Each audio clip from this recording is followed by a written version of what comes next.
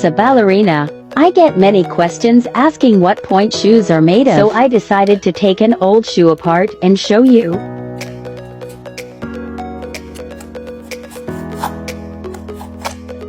Let's start with the box of the shoe.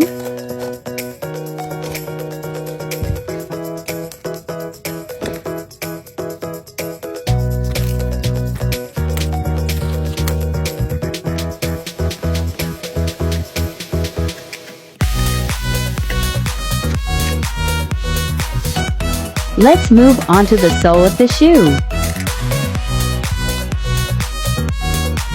This is a workout.